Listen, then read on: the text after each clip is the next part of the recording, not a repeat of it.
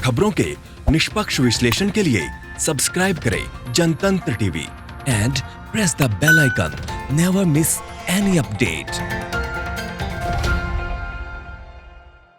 उत्तराखंड के कैबिनेट मंत्री सतपाल महाराज की कोरोना रिपोर्ट पॉजिटिव आई है। एक दिन पहले उनकी पत्नी और पूर्व मंत्री अमृता रावत की रिपोर्ट भी पॉजिटिव आई थी। सतपाल महाराज के आवास पर काम करने वाले करीब 17 लोगों की रिपोर्ट पॉजिटिव आई है।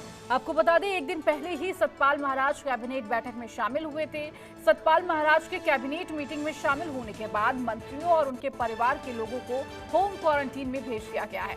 शनिवार शाम अमृता रावत की रिपोर्ट आई, जिसमें उनके कोरोना पॉजिटिव होने की पुष्टि हुई। एक प्राइवेट लैब में उनका टेस्ट कराया गया। इसकी जानकारी उनके ओएसडी अभिषेक शर्मा ने दी। अमृता रावत को रविवार को ऋषिकेश स्थित एम्स में दाखिल कराया गया। अस्पताल के पीआरओ ने कहा कि रावत को आइसोलेशन में रखा गया है।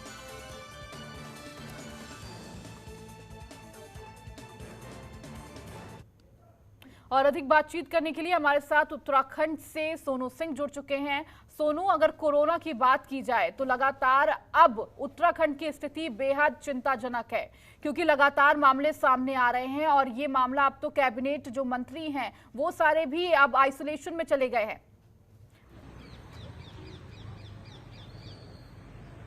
बिल्कुल सही कह रहे हैं रितु आप, चूंकि एक तरफ जो कोरोना के ग्राफ बढ़ रहा है, इस ग्राफ के बढ़ते हुए न सिर्फ सरकार बल्कि पूरा स्वास्थ्य महकमे की चिंता बढ़ गई है, जबकि दूसरी ओर सवाल भी खड़े हो रहे हैं। सवाल ये खड़ा हो रहा है कि आखिर व्यवस्थाओं में बद इंतजामी क्यों सामने आ रही है, और जो केंद्र सरकार ने गाइडलाइन दी है कि जो भी सरकार से जुड़े नुमाइंदे हैं वो सेतु ऐप को डाउनलोड करें, तो आखिर जो सेतु ऐप है उसका इंडिकेशन क्यों नहीं हुआ है, और क्या सेतु ऐप डाउनलोड नहीं किया गया था सतपाल महाराज के और के जो लोग हैं, ये सवाल खड़े हो रहे हैं। इसके साथ साथ एक अहम सवाल रितु ये भी खड़ा हो रहा है कि जो सतपाल महाराज हैं वो कैबिनेट मीटिंग में शामिल हुए थे, तो क्या अब उत्तराखंड की पूरी कैबिनेट पूरा का पूरा मंत्रिमंडल जो है वो क्वारंटाइन होगा? जो हमें अभी अभी जानकारी प्राप्त हो रही है उसके लिहाज से मुख्यमंत्री त्रिवेंद्र सिंह रावत और इसके अलावा सुबोध मंत्री और कैबिनेट मंत्री हरक सिंह रावत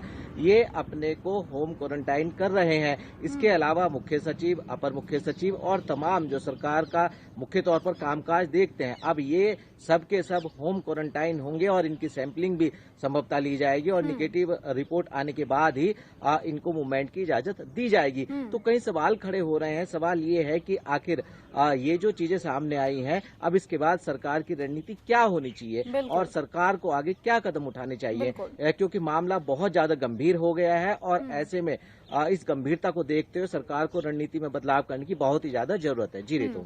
सोनू, लगातार जिस तरीके से रणनीति की बात की जा रही है, अब अनलॉक 1 शुरू हो गया, तमाम रियायतें केंद्र सरकार की तरफ से दे दी गई है और कहा गया है कि राज्य सरकार अपने हिसाब से फैसले ले सकती है, लेकिन अब उत्तराखंड की सरकार ही बीमार नजर आ रही है, क्योंकि जिस तरीके से कोरोना के मामले अब उत्तराखंड सरकार में ही नजर आ रहे हैं, जो रणनीति बना रहे हैं, जो दिशा निर्देश दे रहे हैं, वही अब बीमार हो गए हैं। तो उत्तराखंड को लेकर क्या तस्वीरें निकल सकती हैं अब?